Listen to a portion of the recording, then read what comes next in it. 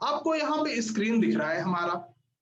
आप देख सकते हैं स्क्रीन पे 3 चीज़ें लगी हुई हैं। एक हमारा बी एक्सटेंडर है या एक हमारा यहाँ पे वीवैप है और दूसरा ओआरबी है, ओपनिंग रेंज ब्रेकआउट, जिसे आप जिस नाम से जानते हैं। काफ़ी इस पे यूट्यूब पे वीडियो भरे पड़े हैं, बहुत कुछ है और लोगों को इसके बारे में पता भी है। लेकिन आज हम कुछ अलग करने की कोशिश करेंगे, कुछ अलग बताने की कोशिश करेंगे और मुझे पूरा यकीन है कि इसका फ़ायदा आप लोगों तक जाएगा और कुछ ना कुछ इसका बेनिफिट ज़रूर मिलेगा। तो हम ज़्यादा इंडिकेटर्स की यूज़ नहीं करेंगे, 2-3 इंडिकेटर्स के थ्रू हम बस पता करने की कोशिश करेंगे कि मुझे करना क्या है, ट्रेन को जाना कहाँ है, सीट पे बैठना कहाँ है, मुझे उतरना कहाँ है, मुझे बस इतना ही जानना है। ठीक है? चलो, अब कैसे करना है? इंट्राडे में याद रखिए, अगर कोई प्राइस अपने ओआरबी से ऊपर की ओर चल रहा है, इसका मतलब उसमें बाइंग की सिर्फ सोचना है। और अगर कोई प्राइस अपने ओआरबी से नीचे ट्रेड कर रहा है, तो उसमें हमें सिर्फ सेल की सोचना है। इंट्राडे की इस चीज को हमेशा याद रखिए, अगर कोई भी प्राइस, ऐसा कोई भी प्राइस हो जो अपने ओआरबी के ऊपर ट्रेड कर रहा है, हम सिर्फ बाय की सोचेंगे। और ओआरबी के नीचे ट्रेड कर रहा है, तो हम सिर्फ सेल की सोचेंगे। पहली बात हो गई। लेकिन क्या सिर्फ ओआरबी देख लेने से हम ट्रेड ले सकते हैं? आंसर है नो, नहीं लेना है। आंसर है नो, नहीं लेना है। तो फिर भाई आप सिर्फ ओआरबी से क्या होगा, तब तो फायदा नहीं है। मैंने कहा हाँ, बिल्कुल नहीं है। इसी कारण लोग यूज करते हैं ना, कुछ ओआरबी का क्या करते हैं, वेबिनार कर लेते हैं, 2-2 हजार रुपये लिए, 500 आदमी हो गए, एक बार में 10-15 लाख उनको आ गया, 20-25 लाख रुपए आ गए। सिर्फ ओआरबी सिखा दिया, लोग भी हैप्पी, अरे भाई सर ने तो राम बांध दे दिया, कुछ बांध ना दिया, तेरे सब निकलने हैं। तो नहीं करना, क्योंकि इंडिकेटर्स जो होते हैं हमें ट्रैप करने के लिए बनते हैं। हमें अपने नॉलेज से एक ऐसी स्थिति उत्पन्न कर देनी है इंडिकेटर को मिक्स करके कि वो हमें ट्रैप नहीं कर पाए और हम स्मार्ट मनी का पैसा लेकर इजिली बाहर निकलने की कोशिश करें। तो लेने की कोशिश करेंगे।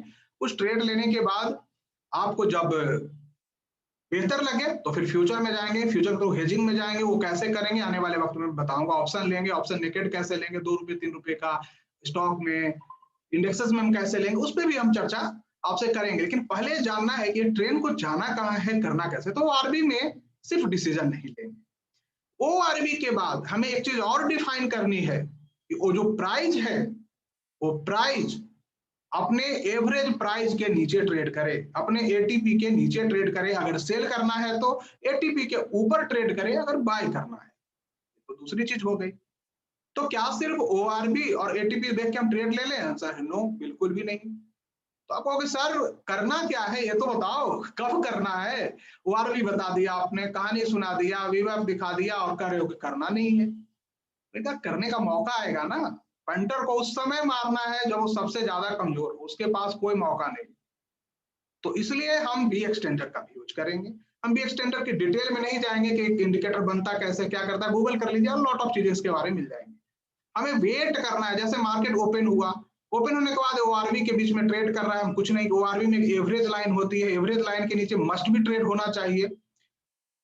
उसके बाद हम ये देखेंगे वी एक्सटेंडर भी हमारी सेल सिग्नल में आ जाए, और जैसे ही ये सेल में आएगा और प्राइस आपका वीवैप के पास जाए और एवरेज प्राइस के पास रहे, आप इसको शॉर्ट का ट्रेड से। ध्यान से सुनिए, बी एक्सटेंडर भी हमारा सेल में आ जाए। आप यहां देखेंगे हमारा सेल में नहीं है, जब तक फ्लैट चल रहा है तब तक हमारा सेल में नहीं है, ये बाय में चल रहा है बी एक्सटेंडर। लेकिन जैसे ही ये रेड होकर नीचे की तरफ डाउन होता है, स्ट्रेंथ डाउन हो रहा है, अब आप यहाँ पे वेट करें और इस एरिया में कहीं ना कहीं आप सेल कीजिए, और ए सेल बस 5-10 पैसे ऊपर इसके बोल देना पंटर को, किसके ऊपर, तुम एक कैंडल क्लोज करो मैं तो चला, एक कैंडल बस क्लोज कर दो मैं चला। और एक कैंडल में डरना नहीं है, मुश्किल से 2-4 रुपए करेगा, वो फास्ट कैंडल कर ही नहीं सकता है, वो फंस जाएगा, मरेगा वो, आपको नहीं टेंशन लेना है। तो अब वहां करके आप बैठे रहिए और आराम से वो पैसा आपको देगा। लेकिन ऐसी परिस्थिति हो, यहां बाय है, इसके बीच में ही ट्रेड कर रहा है, तो कहते हो इसको बोलते हैं रेंज बाउंड मार्केट। यहां पे दोनों साइड के ऑप्शनों को आप सेल कर सकते हैं, जिस साइड में निकलेगा हम उस साइड से निकल लेंगे। फिर ये रेंज बाउंड मार्केट की पहचान है। तो ऐसे मार्केट में ऑप्शन की सिर्फ सेलिंग करते हैं, इस चीज का भी ध्यान रखिएगा। बाइंग नहीं करेंगे, स्टॉक की बाइंग नहीं करेंगे, दोनों साइड के ऑप्शन को सेल कर। ट्रेड को पहले 1 घंटे 10-15 तक वॉच करना है, कुछ नहीं करना है। ऐसी मार्केटें देखिए जिसमें कि बाय में हमारा चल रहा है। अब ओआरबी के पास यहाँ नीचे आता है, ठीक है, ओआरबी के पास नीचे आता है, वी एक्सटेंडर भी आपको बाय में जा रहा है यहाँ पे, या इस मिड लाइन के पास आता है, तो कहीं ना कहीं आप थोड़ा सा स्मार्टनेस दिखाएंगे, इसको ऊपर एक लगा के रखिएगा, बाय की पोजीशन करने की कोशिश कीजिएगा, इस मिड लाइन के पास बाय कर लीजिए, इस एवरेज के पास, ब्लैक लाइन जो देख रहे हैं, और एसएल होगा जस्ट इसके लो के क्लोज के नीचे, क्योंकि ओआरबी के ऊपर जो प्राइस 2 घंटे क्लोज कर लिया है वो प्राइस आसानी से अब नीचे नहीं जाएगा। यहाँ सिर्फ वीवैप को नहीं देखना है कि वीवैप के नीचे सर चल रहा है, यहाँ पे वो नियम लागू नहीं होगा कि वीवैप के नीचे कभी सेल नहीं करना और वीवैप ऊपर कभी बाय नहीं करना, सॉरी वीवैप के नीचे कभी बाय नहीं करना, वीवैप ऊपर कभी सेल नहीं करना, वो नियम लागू नहीं होगा यहाँ पे, क्योंकि ओआरबी के ऊपर है, ठीक है। तो वहां पे आप बाय करेंगे इस एरिया में, और इसके जस्ट लो के नीचे आप ऐसे लोग इसको क्लोज कर जाए तो मेरा एसएल हो, बाय करेंगे, सेल नहीं करेंगे, क्योंकि ओआरबी के ऊपर है। यहाँ भी आप देखें 1 घंटे आप देख लिए 10-15 तक, उसके बाद देखते हैं कि प्राइस जो ऊपर जाता है आप इसको राइट कर रहे हैं, बना हुआ चार्ट है, बताना मेरे लिए बहुत इजी है, बट सच्चाई बता रहा हूँ, लाइव मार्केट इजी नहीं हो, वहां आपको काफी प्रैक्टिस की आवश्यकता हो। सेम थिंग आप यहाँ पे देखेंगे, ये होता है, इसमें आता है यहाँ पे बी एक्सटेंडर ऑलरेडी सेल में है, आप यहाँ पे खुलते हुए ऐसी चीज में ट्रेड लेंगे, ऐसे में आप खुलते हुए मार्केट में भी ले सकते हैं, 1 घंटा वेट भी ना कीजिए, स्मार्टनेस दिखाइए, और एसएल जस्ट इसके ऊपर। तो एसएल कहां रखना है ये मार्केट डिसाइड कर रहा है, हम लोग डिसाइड नहीं कर रहे हैं, सारी एसएल मार्केट डिसाइड कर रहा है, ये हमारा डिसाइड किया हुआ एसएल नहीं है। आप देखेंगे प्राइस यहाँ से टूटता है जाता है, फिर यहीं से इसके बीच से एवरेज प्राइस पे आता है और इसके एवरेज से निकल जाता है। तो इन सभी चीजों को देखना है अपने ट्रेडिंग में, अगर आप नहीं देखेंगे तो ट्रेडिंग करना काफी मुश्किल हो जाएगा, और किसी भी स्टॉक में, किसी भी कमोडिटी में, करेंसी में, वर्ल्ड के किसी मार्केट में काम करें, ये बस 3 चीजों को मिलाकर यूज करना है, इंडिकेटर में नहीं फंसना है, अपने माइंड का भी वहां यूज करना है, पूछना है सवाल कि क्या करते हो, नहीं करते हो, भाई तुम कैसे काम कर रहे हो। अब ऐसा निफ्टी का है, देखिए निफ्टी में तो आएगा नहीं ना वो, लेकिन मैं फिर भी दिखाने की कोशिश करता हूँ कि क्या क्या इफेक्ट हो सकता है निफ्टी में, वीवैप इसमें तो स्पॉट का प्राइस आ जाता है ना। आप देखेंगे कि कितना बेहतर एवरेज प्राइस के पास जाता है और वहीं पे जाएगा और गिरेगा, एवरेज प्राइस के पास जाएगा और गिरेगा, ये काफी बेहतर काम करता है, आप देखेंगे काफी बेहतर है, आपको रेयर ही ये ट्रैप करेगा, बहुत मुश्किल होता है एक ओआरबी को ट्रैप करना, और उसके साथ वीवैप वगैरह को आप मिक्स करते हैं और इसको आप मिला लिए हैं, बहुत बेहतर काम करेगा। तो इन चीजों को आपको समझ के ये सबको ट्रेड करना है, आपको बढ़िया ये पैसा देगा। आप किसी भी चीज में चले जाइए, आप किसी भी स्टॉक में, आपको बता दूं अभी,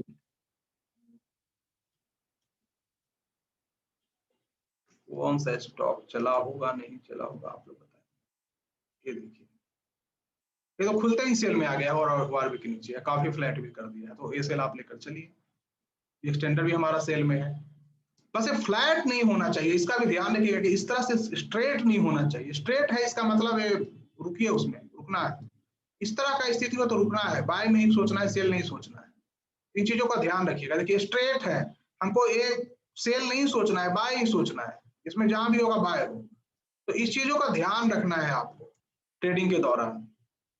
तो बहुत चीजें छोटे छोटे ट्रेड में होता है, हमें उन छोटे छोटे चीजों को ध्यान है। यहाँ पे देखिए ओपन हुआ है और बी एक्सटेंडर हमारा फ्लैट है, इसका मतलब यहाँ पे वीवैप के नीचे भी है सेल, वीवैप में काफी अभी एसएल हंटिंग होती है, पहले वीवैप क्या हुआ है, जनरल इंडिकेटर हो गया है, तो वीवैप में 1 आवर की वीवैप आप यूज करते हैं तब तो बचेंगे, लेकिन अगर आपने 10 मिनट 15 मिनट का वीवैप यूज करते हैं, ट्रैप कर ले, उसके नीचे जाएगा एक बार, वो नीचे जाकर फिर से ऊपर भाग जाएगा, आप टेंशन में मरो कि भाई ये क्या हुआ, मैंने तो भाई देखा था, और आप जितनी बार ऊपर नीचे करेंगे उतनी बार ही खाएगा, आपको अंत तक दुखी करके रख देगा।